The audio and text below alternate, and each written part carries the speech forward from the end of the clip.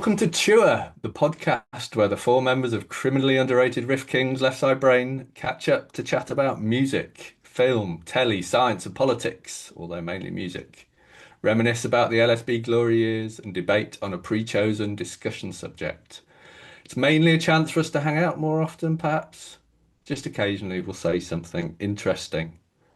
I'm Ollie Jewerdon, left side guitar and vocals in Left Side Brain. With me, I'm Gareth Jones, right side guitar and vocals. Say hello, G. Morning. Rich Sadler, bass and vocals. Hi, hi. And Ryan Brooks, drums. Hello. Oh, Hello. I think it's fair to say we have no real idea what we're doing or how this may turn out. Fair. smooth. I'm already having a nice time. Lovely. Nice to see you all. Before we get into things, we should probably introduce ourselves. Ryan, do you want to give a quick overview of Left Side Brain? Yeah, Left Side Brain's founded on, I think, a pretty simple premise. Who likes the bit when bands rock their absolute hardest? We do. So that's what we set out to do. We set out to basically create a collection of songs where for almost the entire time we were rocking as hard, riffing as hard as we possibly could, but always with a theme of melody, harmony, and hopefully some delightful songs underneath the crushing riffage. Someone asked me the other day, was your band a success? And I found myself thinking, do you know what? I think it was. Like, did we sell tens of thousands of records? No. But we did create 3 albums that we're massively, massively proud of, that we all still think are wicked.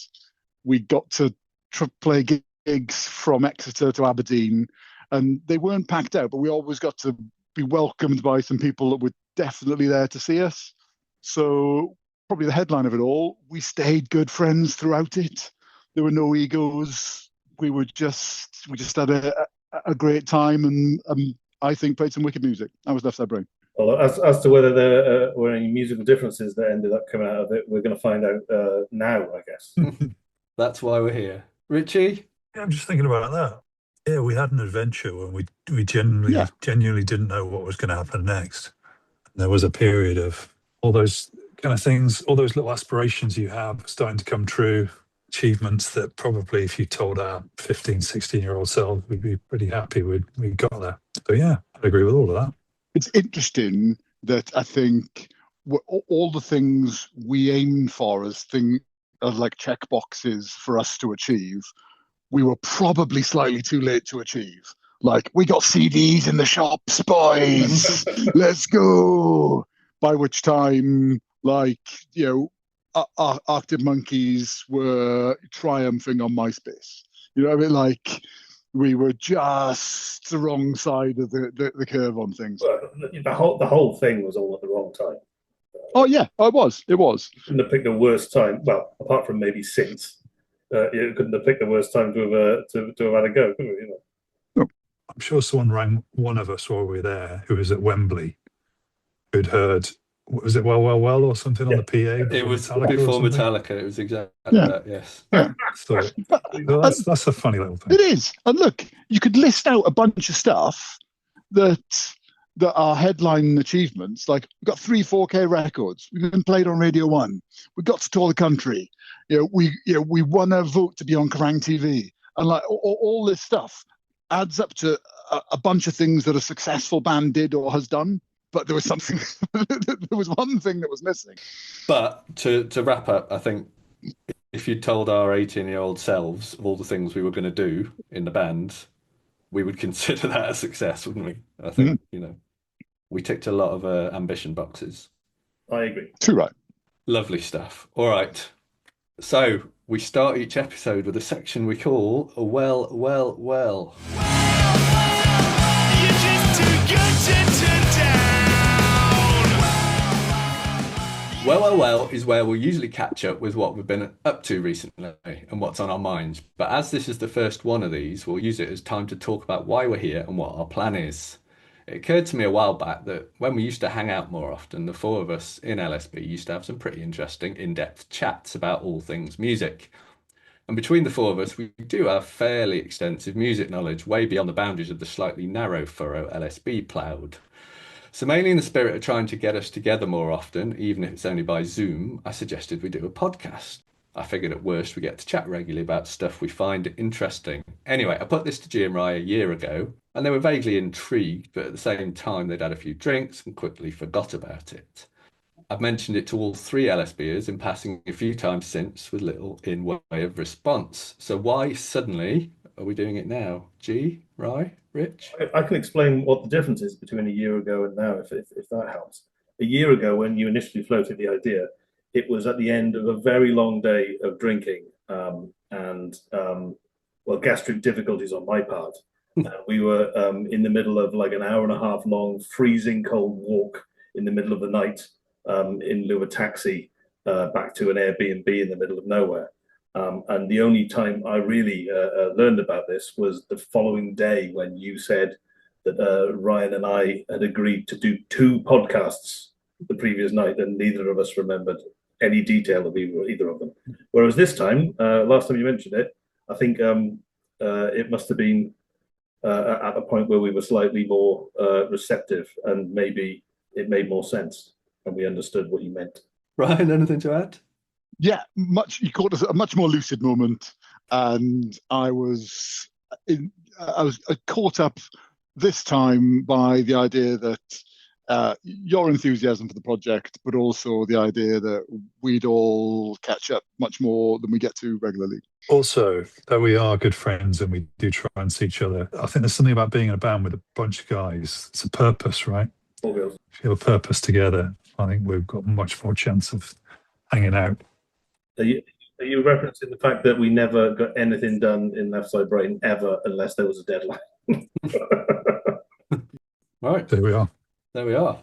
On that note, anything that's grabbed anyone's interest recently before we get onto the stuff we plan to talk about? Anything anyone's enjoying? I've been really enjoying. You've all heard me ranting about it. An animated series called Primal is the thing I talk to everyone about at the moment. Or as I will refer to it in my household, I will say that I'm going to watch the Caveman and his dinosaur cartoon, which doesn't really do it justice. I love animation, and I watched it about maybe 2 or 3 years ago, and I absolutely adored it. It's so good. It's like the most testosterone-fueled, heartbreakingly emotional, hilariously written by a 12-year-old thing you could imagine. And I got so excited that I started watching it again the other day because there's a new series coming out. And I thought I'd watch episode 1 just to remind myself of it. And then immediately I'm back into rewatching it all again and sobbing in front of my computer because it is so good. So good. I've watched a few minutes of it about a year ago, and the emotion immediately hits you. Think of it, even though it's quite brutal. Unbelievably, and no dialogue. Literally, it's just a caveman going, "Roar!" and a dinosaur going, "Roar!" and that's all there is. Works. There we go. Recommendation of the week. Okay, let's move to a section we call Almost Had Me. Almost had me. Multitasking, shitless, never notwithstanding, almost had me. Billboard branding, showboat bastard, almost had me. This is where we spend a bit of time looking back and talking about LSB. So I've had a look back through the archives to see what we were doing on or around this day in history. Before we look at that, though, as this is episode 1, we thought we'd spend a few minutes reminiscing about how we actually met and LSB came into existence. Rye, do you want to take this one? Yeah, can do. So it starts with a teenage Ryan G, really. I seem to remember having mucked about in bands when we were in our teen years. Sometime early in our 20s, while we were probably both at university, we decided, do you know what, being in the band's wicked, why don't we try and really be one? And by that point, G really knew you from university as like, okay, we've got 3 out of the 4 we need. Let's get to Bristol. That's a good place to start. We just need a bassist. And we kept putting out ads, probably in like the Evening Post and in music shops and all that sort of stuff, and met a handful of dudes, none of which were right. In the end, we found an advert somebody had posted saying tall bassist looking for band. And I'm trying to think what the bands that were mentioned on that. Was it Boo Radley's and Wanna Dies? No, it wasn't Boo Radley's. I think Massive Attack, I think I mentioned, which is Yes. wholly inappropriate. But you still went for it. Yeah, we did. There must have been some guitar-based band on there that was. Sugar was on there. Yes, there okay, we go. right. Yeah, met, clicked. We probably had our first practice together in about September. Played our first gig together like December. But I think we recorded, didn't we, before we recorded in November and then gigged in December, I think. It felt as though, within weeks of, or maybe less of us meeting you down the pub, though, you were living in our house, sleeping on the mattress on the floor, weren't you? Pretty much. Yeah, you gave me the small room in the house. I think the rent was 125 a month. There was the mattress curled up at the edge of the wall because it wasn't long enough to fit all of me in. You're welcome. I was happy as Larry, but my girlfriend at the time wasn't too impressed. In all seriousness, though, we'd spent 9 months. I mean, we'd written a lot of stuff, the three of us, and we'd rehearsed a lot. But our search for a bass player was fruitless, wasn't it? We were at the end of our tether. I mean, you could argue it was fruitful. It's just that it wasn't very good fruit. Well, yeah, we'd met a few. None were right. We were despairing a little bit. So the fact that we clicked so quickly and were recording and gigging, and you'd moved in all within the space of about 3 months was, well, I think it says a lot about why we're still sat here now, doesn't it? Okay, to the archives. For anyone listening, we're recording this in late January, which, as it turns out, was quite a busy time for the band across the years. So I'll read out a few things we were doing on this day and see if it triggers any fond or not fond memories. 2001, we played our third ever gig, all of which had been at the Louisiana in Bristol. It was a co-headliner with another Bristol band called, can anyone remember?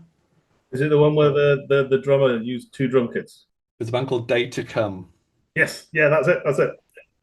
Oh yeah. Merv on drums, I believe. He set his kit up on stage, and it was 2 drum kits right next to each other. So he had this enormous set of like toms and everything all around him.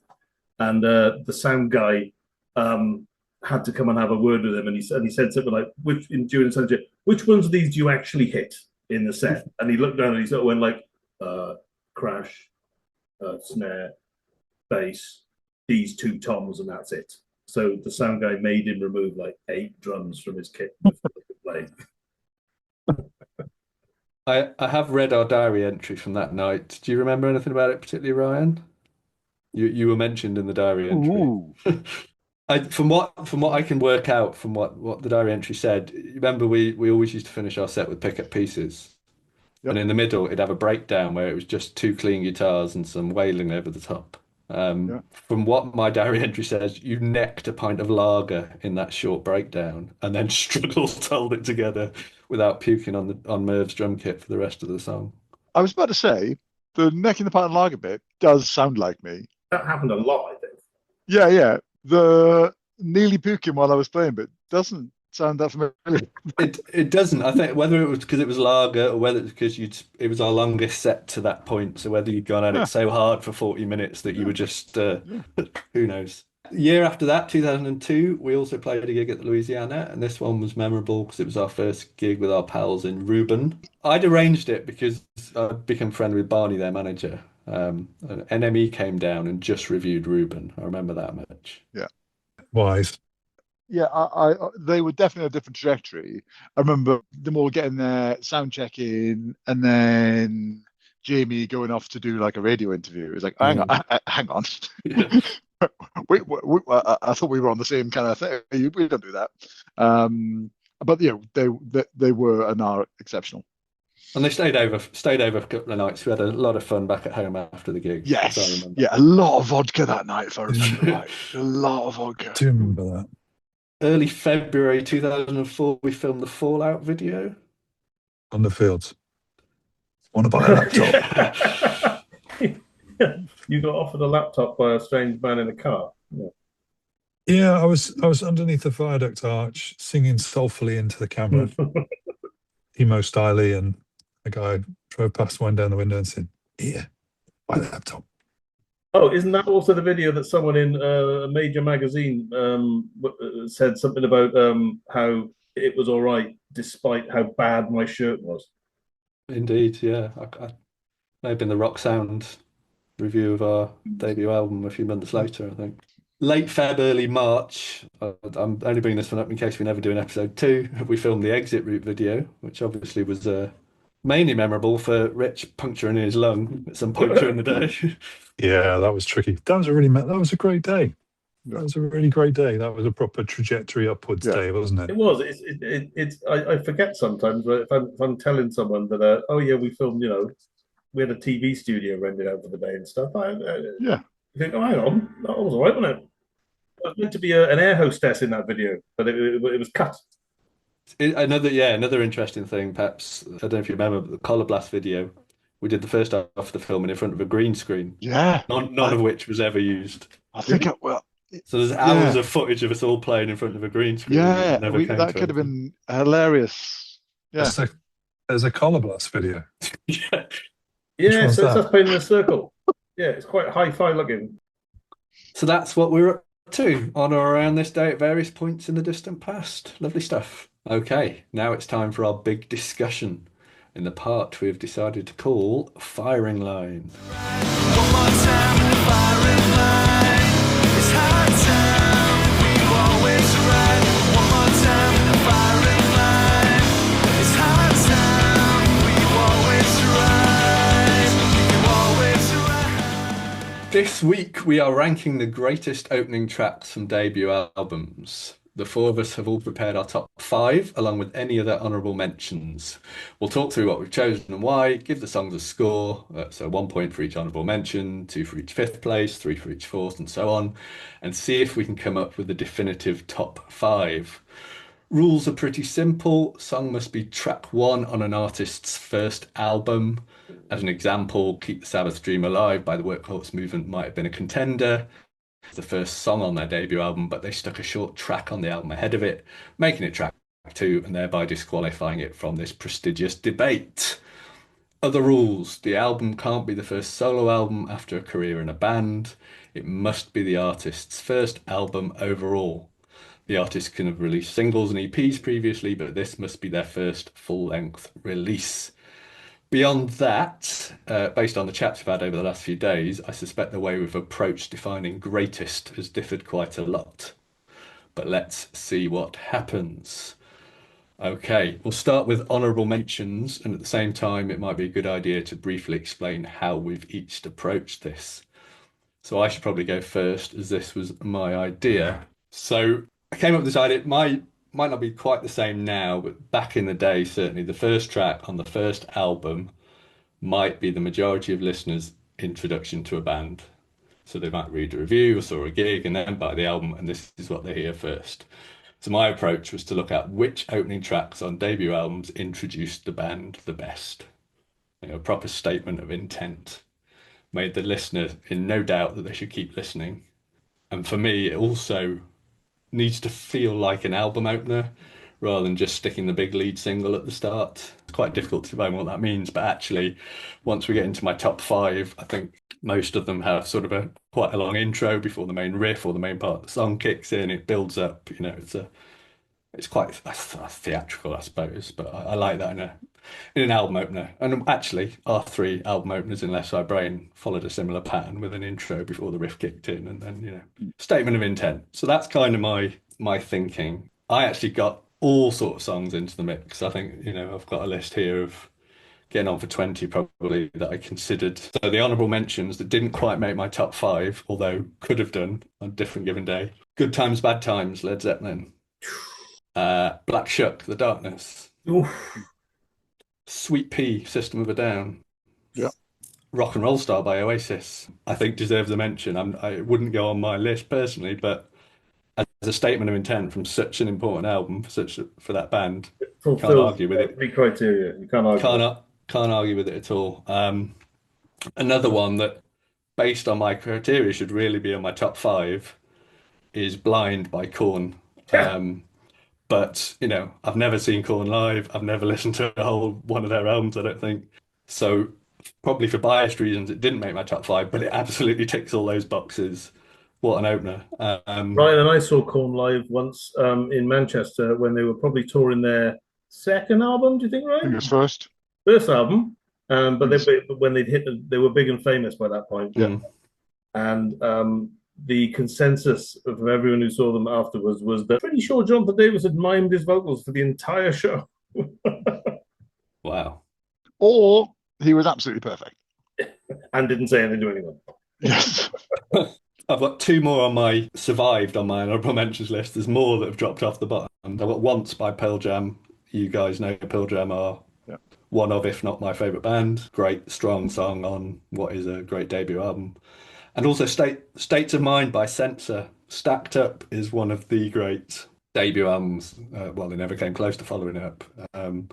And again, it's a statement of intent, that first song, with a nice long intro, and then it kicks in. That was on my distant honorable mentions on my list as well, that one. And then, I could go on. I've got another list of less honourable mentions, but I'll stop there because time is not on our side. Ryan. Fascinating exercise. I realised how many of my very favourite bands, their first album is nowhere near my favourite.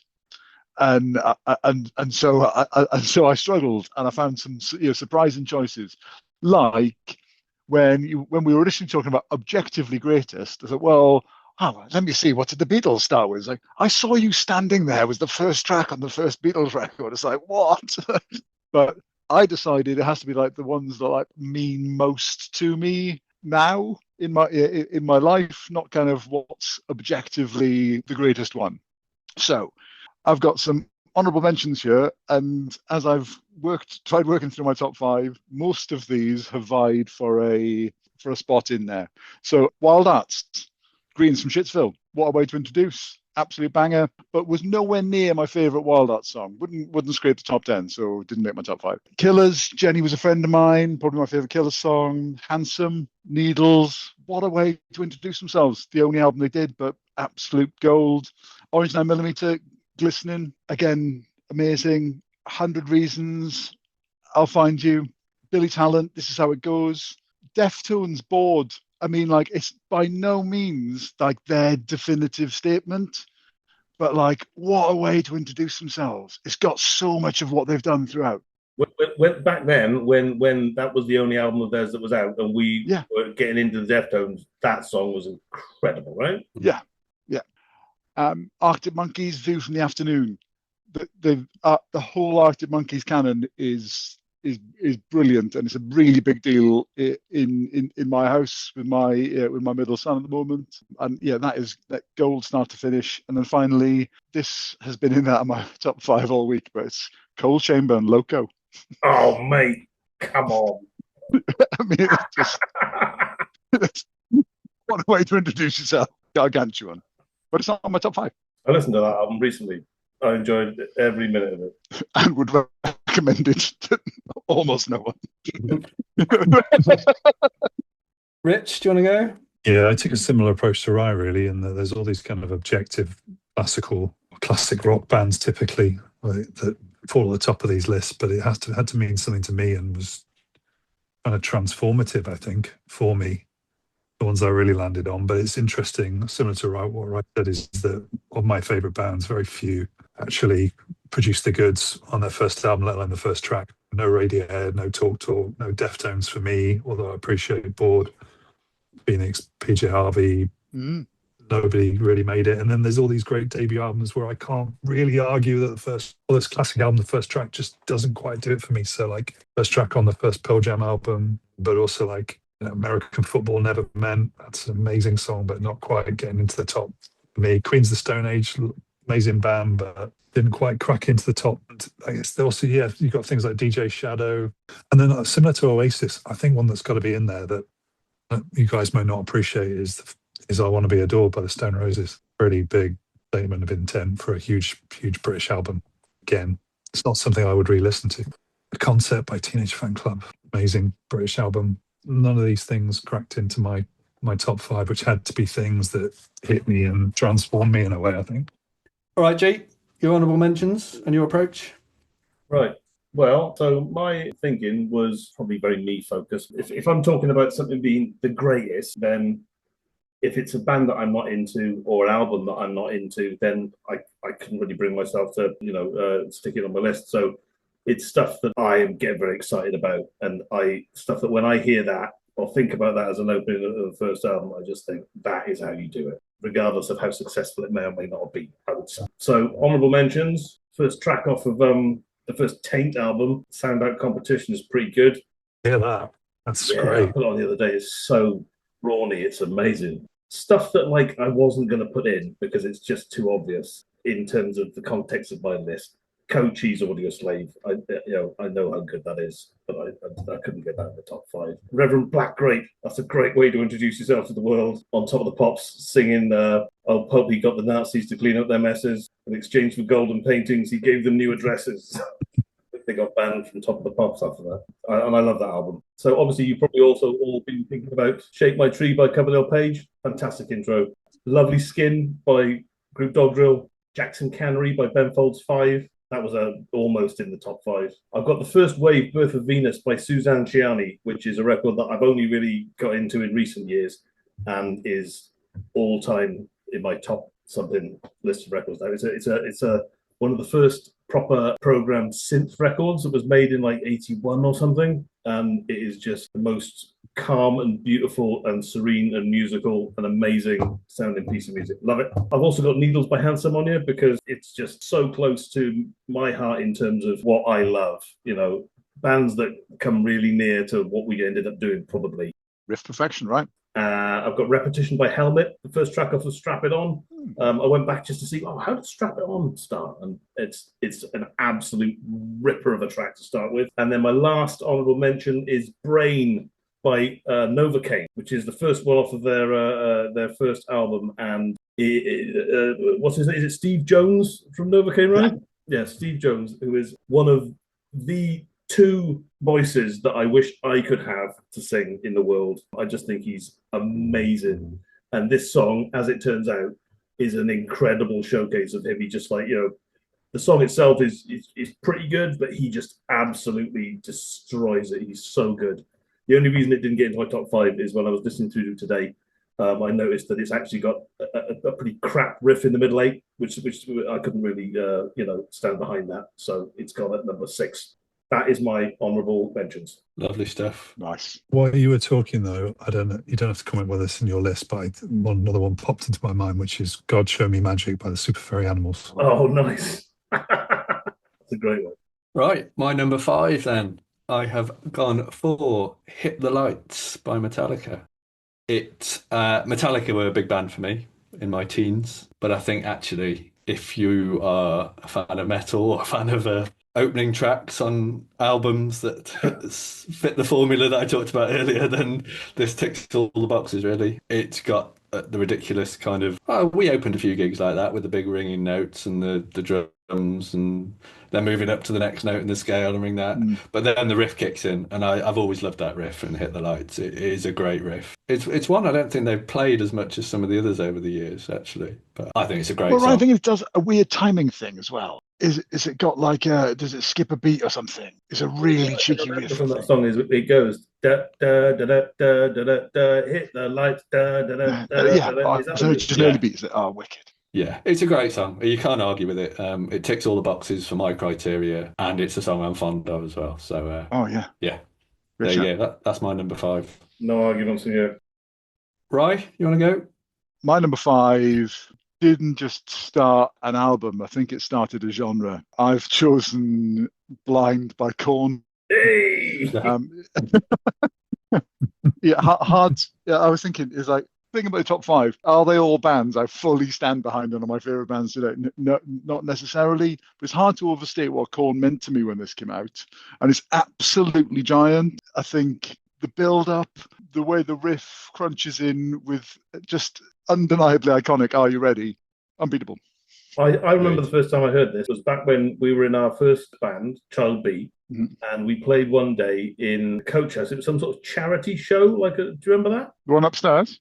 Yeah, upstairs. I remember for some reason, we were all hanging around upstairs, must have been waiting for sound check or something. And probably our singer Ben would have put some stuff on the PA and they put Corn on. And I can remember vividly, I just didn't really understand what I was listening to. It just sounded like nothing I'd heard before. Well, yeah, it didn't. And I think now I actually don't love the Ross Robinson production on it as much as I did. It's a weird sounding thing, but I think it had to be to deliver what they were, the statement they were making with the music. Yeah. I just love it. For something so successful and so popular, it is a weird ass song.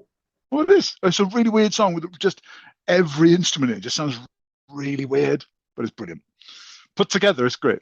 Yeah, together it works, but it's not even, you wouldn't say it's like executed particularly well by anyone in the band. It's just works great. Well, yeah, it's loose but brilliant. Yeah, can't argue. As I said, it was in my honourable mentions. It ticked every box to be in the top 5, just not the one that it was a band I was fond of. But yeah, can't argue. Rich, number 5. Okay, I'm going to memories of us living together, I think, and listening to this album, and probably not a genre that we would get wrapped up in. But my God, we did so much humor, so much, I would say, really spoke to what we were doing in our lives at that point, and that is 2002's original Pirate Material, Turn the Page, first track on that album. It's for an album that is so full of boisterousness and humor and cultural references. It's just a rallying call. It's like hugely emotional song, and it's that orchestra riff, violin riff, whatever it is, with beats and his voice. Amazing, great track. Yeah, and that beat kicks in, and it's just it just brings the hair on the back of my neck up. It's so good, so good. Whatever he's going on about, you're with him by the end of it. It's just amazing. G, your number 5? It's a song that I just think, it's not something that's been a huge fixation for all my life, but it's an album that I've loved in its time. Every Little Thing by Valley Lodge. I'm not sure how well you guys would know that. It's I know Valley Lodge. I can't remember the track. It's sugary and jangly, and it has like falsetto backing vocals and hand claps, and it is just musically so beautifully upbeat and perfect, and I love it. The band you're describing sounds like The Feeling, G. Oh yeah, I mean you could interchange absolutely, yeah. Easily, yeah. I love that record. That first record of theirs, I spent quite a long time obsessing over it a few years ago. Nothing they've done since has really grabbed me, but sometimes that's the way, isn't it? You know, the right album at the right time. But that track one there is just, in terms of announcing a band, just perfect. Okay, number 4. My number 4 is the one that doesn't quite meet my criteria, and I've ummed and ahed over the last few days whether I should remove it and replace it with something else, but I've decided to stick with it, and it is I Saw Her Standing There by the Beatles. I love the Beatles. I think, as I said, it doesn't quite meet some of the criteria. Well, all my others have the long intro and then the riff kicking in and then the song kicking in and the theatrics of it all. This one is just a 1, 2, 3, 4 bang. But I think, I guess in the context of the time, it would have been a hell of a first track on a first album. I think also, if you look at their live shows, pretty much until they gave up in 65, 66, this was they still played it, and it was the one that got the screams when they all did ooh and shut their heads and all that. It is a great opening track from obviously a pretty iconic album. So I decided to stick with it for now. It's my number 4. Too right. Yeah, great shout. Classic. Cool. All right, Ryan, what's your number 4? Mine, I've gone for My Name is Jonas by Weezer. Just an absolutely giant introduction to what peak Weezer would be. And when I say peak Weezer, I mean first 4 records and then a smattering beyond there. But just the optimum mix of chunky guitars, but with no chugging, delightful melody, band all with every meaningful strike throughout. It's just golden as a statement of intent. It's lovely the juxtaposition between the finger-picked acoustic thing, which pretty much doesn't appear anywhere else on any of their other songs. No. It's almost there just for the purpose of the band coming in, and it almost, when they come in, the sound of how stupidly huge they sounds like the opening track on Toxicity. Yeah. Isn't it? Like just like we The heft are of it. unnecessarily loud. Love it. Yeah, brilliant. Rich, your number 4? Okay, 1991, Bristol band from Blue Line, so it's Massive Attack, Safe from Harm. Which one is that? Remind me of which one that is. It's the one that's got that amazing snaking bass line that's all the way through. It's like do do do do do do do do do do do do do do do do. Oh, yeah, It's like the part of the riff from Firing Line. An incredible orchestra over the top, and big soulful vocals, and enormous orchestral movement at the end, which is super emotional. Oh, it's just great. Just out the gate doing what they do, soul but dark, gothic soul, awesome. G, what have you got at number 4? Oh, number 4. It's another one that maybe only Ryan might know. A song called Fabulé by Joyrider. I've loved that album, listened to it a lot over the years. It's not great because there's quite a lot of filler on it, but there's maybe 3 tracks on it, definitely 2, that are absolute 10 out of 10s, and this is one of them. It's punk and slightly alternative, I guess, your classic sort of Northern Irish smashing it out stuff, but it's got an amazing urgency and also beautiful harmonies. It's like urgent chord changes with really sort of keening harmonies, and all sort of kind of shouted and played a bit too fast. It's fantastic song. Must listen. I'd agree, but I haven't heard it for years. Can't wait to put it on when we finish. Lovely. Marvelous. All right, my number 3. I'd be surprised if this doesn't appear on some of your list, but maybe it won't. Is it the Little Angels? It's not on this occasion, no. I did consider Do You Want to Riot, but decided it didn't quite make the list. My number 3 is Bomb Track by Rage Against the Machine. That was just outside my honorable mentions. Again, I think it's just a statement of intent. It does the same thing. It has the quiet bass, but that builds, and then the riff kicks in, and it's prime Rage Against the Machine. I couldn't argue with it, so that's my number 3. And in terms of ways of vocally introducing a riff, we had Are You Ready, we talked about earlier. But just going, is a great way of doing it as well. Yeah. Some similarities between that Timmy C bass line at the start of that and the Massive Attack song. Yes. Yeah. Absolutely. Ryan, your number 3. My number 3, again, meets all the criteria of massive build-up, amazing introduction to a band. Arguably their best moment. I've gone for Davidian by Machine Head. It's a perfect example of what metal is and can be. The riffs are immaculate. It's got some wicked,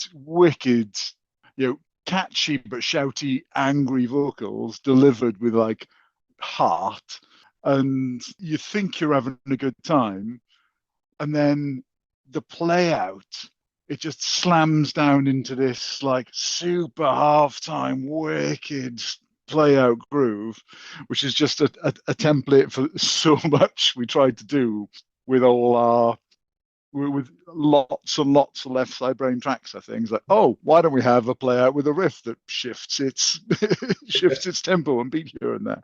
100%. Yeah. I can still remember how exciting that CD was for me when I had it. Like, just I love that record so much. Oh yeah.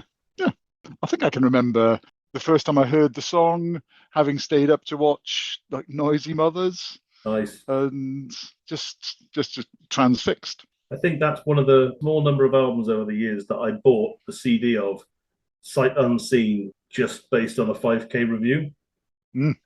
Yeah. Amazing. Hard agree with all of that. Rich, your number 3. Okay, this is 1981. I don't think this is going to be in any of your top 5 guys, but it comes from, I guess, the biggest American alternative rock group of the 80s. So it's REM's first album, Murmur, and their first song was Radio Free Europe, which is just an amazing REM song straight out the gate. And it's got everything about them that was so distinctive. So wandering bass line from Mike Mills, all those kind of arpeggiated guitar pieces that Peter Buck would do, and Michael Stipe, great melody, great harmonies. Don't know what the hell he's going on about, but super great melodies. It's a great track. And I totally agree. I didn't know it was as early as 1981. I totally agree. It's got all the hallmarks of what REM were throughout. Yeah, I think so. Just brilliant pop song of its time, but completely fresh. Yeah. Awesome. G, your number 3? Was actually briefly mentioned earlier. I was hoping that no one noticed so that I could, not have my thunder stolen. But Glistening by Orange 9mm. So when I was listening back to through songs to try and make this list, and I thought enough of it to stick it on, but then when it came on, it had to go in the high up in the top 5 because it is absolute rhythmic riff beatdown from the second it starts, and it probably has definitely 2 absolute all-time incredible riffs that should never be of that quality in the same song with each other. And it doesn't do much else other than that. Twisting and turning rhythms, on beats, off beats, all the things I love. And it just absolutely smashes the shit out of you. It's a fantastic number. All right. My number 2. I don't know if this will appear or not. I would be surprised if it didn't, but then based on the approach you three have taken, I'd be quite surprised if it does as well. So it's a classic. So I've gone for Welcome to the Jungle. I think Appetite obviously is pretty much all killer. It's a great album. It's an incredible debut album. And Welcome to the Jungle, again, just ticks all the boxes for, the build up, the riff kicks in, the song kicks in. It's an absolute statement of intent. It almost sounds almost comically like a band introducing themselves, isn't it? Like it's been designed. Oh, even the title, yeah, absolutely. Yeah. Like the riff at the start, the delayed guitar thing with Slash. It's almost like a call is being sent out, isn't it? Or an alarm is being rung, and then, oh no, what's going on? What's all this noise? And then suddenly they smash in, isn't it? Yeah. Absolutely. But as I said, that's exactly the criteria I was basing mine on. It's almost as if they've done it very purposefully over the top to do exactly that, isn't it? How would we introduce Guns N' Roses to the world? Let's make a song that does that. Good choice, Al. And I would say there's not an ounce of fat on that record. There is no filler at all. Ryan, you're number 2. My number 2 is an absolute rump shaker. So this went up and down through my top 5 while I was working through it. Turns out it's at number 2. I've got Daft Punk Playing at My House by LCD Sound System. It is start to finish a bass line that sounds like it's being played on an amp cranked too loud in the same room as you, and which just shakes right the way through. I think it's ever present, and all that happens is it adds either more or fewer layers as you move through it. So it increase or step down how much you want to dance. And from the very first track that LCD do, James Murphy is just owning it, and to me sounding like the coolest dude there is. Absolutely wicked track. Keyboard player, who's called Nancy Wang, plays some amazing parts throughout all of the LCD catalogue.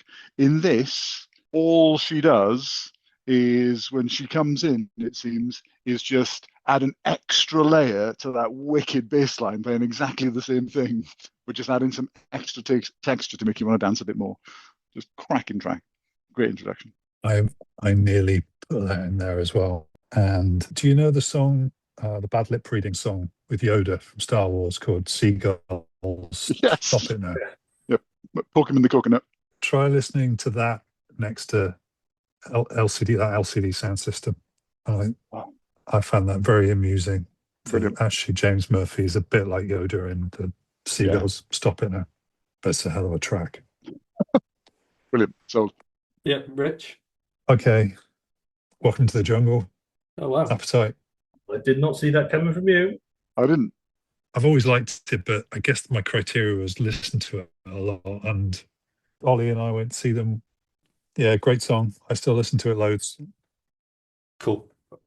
G, what's your number 2? My number 2, I've gone very off-piste with this one after 2 Welcome to the Jungles. I've gone for a track called Fawn by a band called Unida, who were formed from the ashes of Caius with John Garcia singing for them. And it's something I had on CD back in the day. And it's an album which isn't even on Spotify anymore. And I always remembered that it had an absolute stomping first track.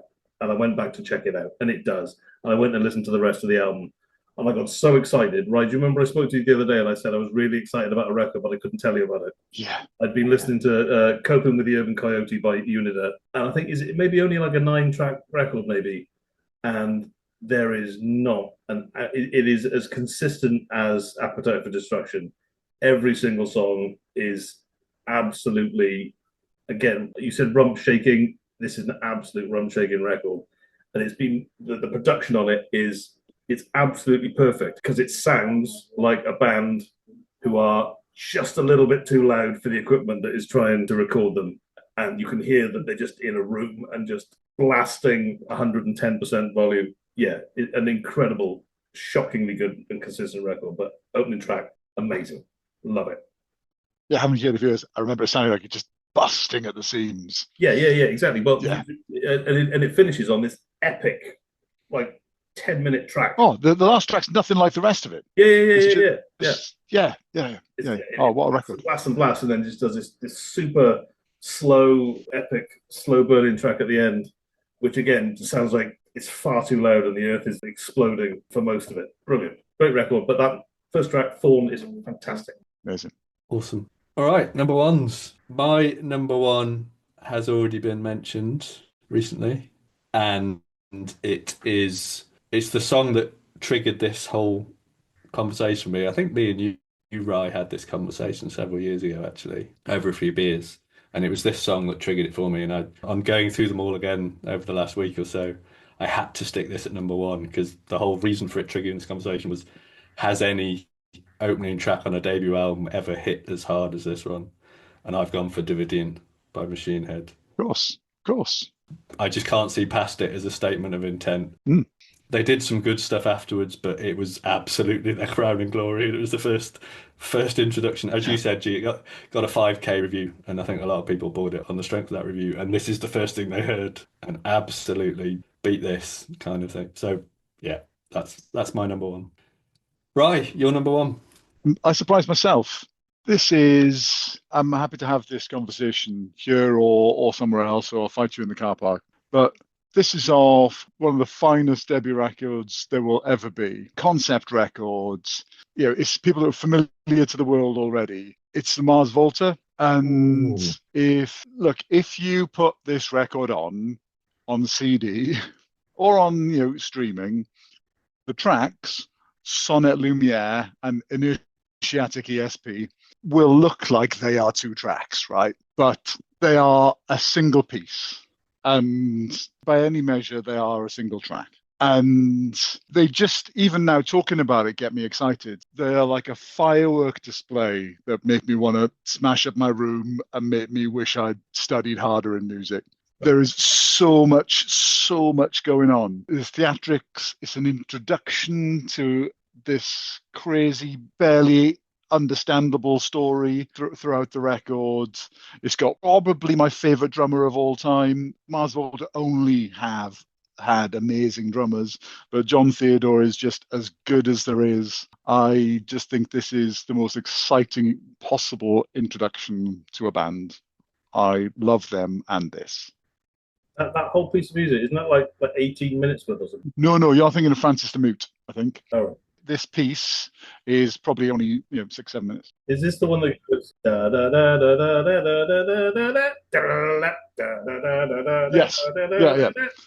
Yep. Yeah, but it has enough in it to just go like, all right, so the whole body of it's in 6/8, but then has the time to just spread out into like a 4/4 Latin groove, and it is just so exciting for me at the time, like nothing else I'd heard. And I still get excited putting it on now. I want to put it on tomorrow.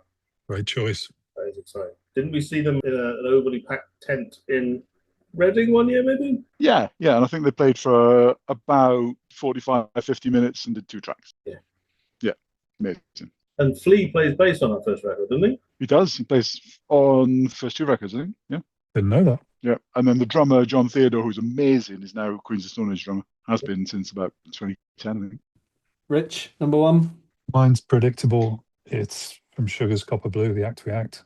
Nice. Very nice. I remember getting the tape, putting it in my Walkman at school because the enemy said it was good. I even remember the aspects of the review and just thinking, oh, what's this? And yeah, it just blew my mind. And I guess I've been ripping it off ever since in various different ways. But that guitar sound, the voice, it's quite a basic song, really, basic riff, but it's still incredible. And then I don't know if you remember, I don't know what you call it, like the last part of the song is just euphoric. It's pretty verse, chorus, first chorus. And then it goes on this extended bridge, which is just lift off. But it's just, I think it just rewired my brain. It sort of took that alternative rock stuff that we were kind of to hear and just gave it something else. But it was very different to grunge. It was different to everything happening in the UK. And of course, it fed through to so many other things we separately went to, whether it was Cub Dog or, well, it's the one that springs to mind. So it's definitely deep in my psyche as a song and a way to write songs. Great choice. A few days ago, actually, well, maybe a few weeks ago, I actually watched a video of Left Side Brain doing an acoustic show and us playing that song. We didn't do badly. Yeah, I think we've done a lot worse. We give it a reasonable airing. All right, G, you're number one. Well, this has appeared a few times so far tonight already, so there probably won't be any surprises. I've gone for We Close Our Eyes by Go West. Now, there are two singers, as I mentioned earlier, who are the greatest singers in the history of male vocals, one of which was Steve Jones from Novocaine, who just missed out on the top 5. But the number one will always be I Wish I Could Sing Like Peter Cox and Go West. Oh my God. When I was, I don't know, single figures age, I had a Go West poster on my wall in my bedroom. It was the first album that I ever really, really got into that felt like grown-up music. And as much as I'm utterly blinded by that, I've got a sneaking suspicion that listening to that first Go West album these days, it still is amazing. And maybe it's not just me. I think it might actually be a perfect, amazing record. But We Close Our Eyes. I mean, everyone knows it. If you stick it on again now, on some headphones, production on that song is just out of this world. Whoever it was, I don't think it was them. There's two of them in Go West. I don't think it was them who they didn't make it all themselves. There was some guy they got in to do the keyboards back when synths and stuff were new and exciting and program the drums and stuff. Whoever it was who did that on that song, it is just perfect. There's so many little ear candy details everywhere throughout it, and everything sounds absolutely perfect. I love that song, and that is my number one. There we go. What a choice. Great choice. Yeah, I was sort of scratching around in the 80s space because there's so many great songs. Steve Winwood, and I was looking at Living in a Box, that record as well. Was Living in a Similar Box, territory. Living in a Box the first track on so. Living in a Box by Living in a Box? I think so. The second album I ever bought, and one that I spent a lot of time with, was Hunting High and Low by a-ha. Oh, And the opening track on that is Take On Me. Oh, you're So joking. I did and ah about that for a while, but that feels man. like sticking your big hit single on rather than an album opener. So it didn't quite make my list, but as an album, it's a great album. Great album. That's a good one. That's a miss for us. That's a great one. Talk about all-time top 100 songs ever done. Take On Me. Yeah, that'll never die. So I don't think I need to do much complicated maths because we haven't had much where we've agreed on that. What is quite easy to work out is that we have a joint winner with a Machine Head, Davidian, and Guns N' Roses, Welcome to the Jungle, have both got equal points and therefore have won this poll. So there you have it, definitive. And so, with one of the great debates forever put to bed, it's time to wrap things up. We'll sing sayonara.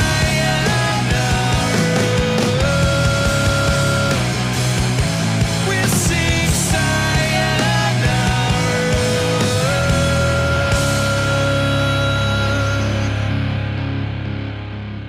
So, any final thoughts, gents, or anything of interest you've got coming up or want to plug?